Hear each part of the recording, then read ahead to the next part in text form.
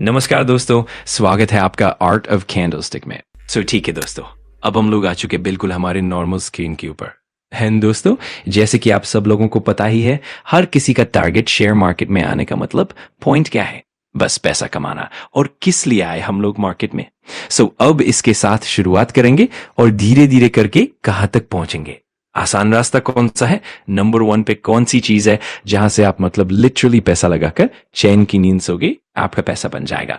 और कहां पे सबसे ज्यादा मुश्किल रास्ता है? या फिर आप इन्वेस्टिंग करोगे और आपको पता ही है कि इन्वेस्टिंग में ही पैसे बनने के चांसेस ज्यादा होते हैं। ऐसी बात नहीं है कि भाई इन्वेस्टिंग कर रहे हो मतलब बस हमने पैसा लगाया, सो गए, पैसा बन गया। इतना सिंपल नहीं है। बट यस, रिटर्न कुछ जनरेट होने की चांसेस अच्छे जरूर रहते हैं। जैसे मैंने कहा, 12-13 रास्ते हैं। यहाँ पे सबसे टफेस्ट रास्ते के साथ शुरुआत करते हैं। ठीक है, कुल मिला के 12 रास्ते हैं शेयर मार्केट में पैसे कमाने के। ये सबसे कठिन रास्ता है, ये वाला जो रास्ते पे जो चल रहा है ना भाई, मतलब कौन सा है सबसे टफेस्ट? 12 रास्ते हैं ना, धीरे धीरे करके टफेस्ट टू सिंपल तक जाएंगे। तो दोस्तों, वो है ऑप्शन ट्रेडिंग। यस, वही फ्यूचर एंड ऑप्शन की बात कर लो। उसमें अगर देखा जाए तो ये सबसे टफेस्ट रास्ता है। मतलब अगर आपको किसी की बैंड बजानी है ना, उसको एफएनओ से रिलेटेड चीजें बता दो, उसको एफएनओ का अकाउंट खुलवा दो, बस वो बर्बाद हो जाएगा भाई। और उसमें भी सबसे टफेस्ट चीज कौन सी होती है पता है? Option buying.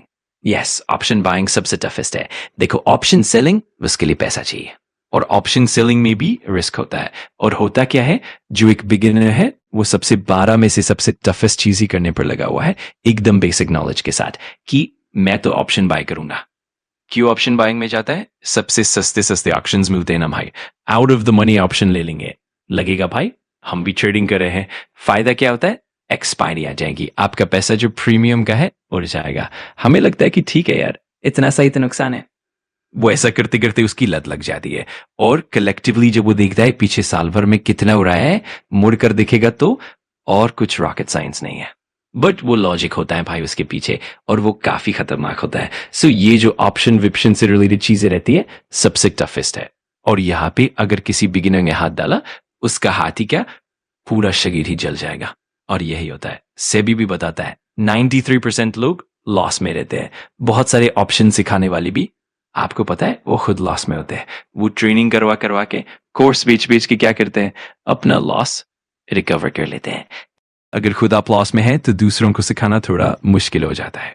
अब बात करें 12वें नंबर की, तो 10वें नंबर पर हम थोड़ा आसान रास्ता देखेंगे, बट फिर भी खतरनाक। कौन सा? डे ट्रेडिंग, इंट्राडे ट्रेडिंग, जहां एक ही दिन में खरीदना और बेचना होता है। फिर भी लोग इसमें भी अक्सर नुकसान में ही रहते हैं। ये भी काफी चैलेंजिंग होता है। अगर आप ये कर रहे हैं तो ज्यादातर संभावना है कि आप लॉस में होंगे। शेयर मार्केट छोड़ दीजिए, मोटिवेशनल रील्स देखते रहिए, लेकिन यहां पर कुछ आसान नहीं है। अगर आपके पास सही नॉलेज है सेक्टर का, तो आपको समझ आएगा कि कब एंट्री करनी है और कब नहीं। और बहुत से लोग पूछते हैं ना, सर हमें कैसे पता चलेगा? भाई, आपको मार्केट में कुछ साल गुजारने पड़ते हैं, मैदान छोड़ने का नहीं होता। 1 साल, 2 साल, 3 साल अगर नुकसान हुआ तो समझो मार्केट को। अब पॉइंट नंबर 8 की बात करें तो वो है स्विंग ट्रेड। कंपैरेटिवली थोड़ा इजी है, बट फिर भी पकड़ अच्छी होनी चाहिए, वरना लॉस होने के चांसेस रहते हैं। Point number 7, positional trading. हाँ, पोजिशनल ट्रेडिंग में आपको थोड़ा समय मिलता है अगर आपका होराइजन लंबा हो। फिर 6 नंबर की बात करें, अभी तक जितनी खतरनाक चीजें देखी उनसे थोड़ा इजी बट पैसा चाहिए। Arbitrage trading, algo trading. Algo trading में पैसा होना जरूरी है। अब ट्रेडिंग से हटकर धीरे धीरे आगे बढ़े तो security lending and borrowing, SLBM। अगर आपके पास लॉन्ग टर्म के लिए शेयर्स हैं तो आप उन्हें रेंट पर देकर भी कुछ कमाई कर सकते हैं। हालांकि परसेंटेज इतना नहीं मिलता जितना उम्मीद की जाती है, कॉम्प्लिकेशंस भी होती हैं। IPO की बात करें तो GMP काफी स्ट्रांग होता है और ओवर सब्सक्रिप्शन होता है। कई बार मल्टीपल डीमैट अकाउंट से अप्लाई करने पर भी अलॉटमेंट नहीं मिलता। यहाँ लक की भी भूमिका होती है। अगर लिस्टिंग गेन मिल गया तो ठीक, वरना हायर वैल्यूएशन पर खरीदने से प्रॉब्लम हो सकती है। अब तीसरा आसान तरीका, डिविडेंड इन्वेस्टिंग। हाँ, शेयर में इन्वेस्ट करो, डिविडेंड मिलेगा। ये कंपेरेटिवली इजी है, बट डिविडेंड छोटा होता है। बड़ा डिविडेंड चाहिए तो इन्वेस्टमेंट भी बड़ा होना चाहिए। Point number 2, long term investing. ETF या इंडिविजुअल स्टॉक्स, दोनों में पैसा बनता है, बट लोग अक्सर बिजनेस नहीं पढ़ते, बस भागते हुए स्टॉक के पीछे।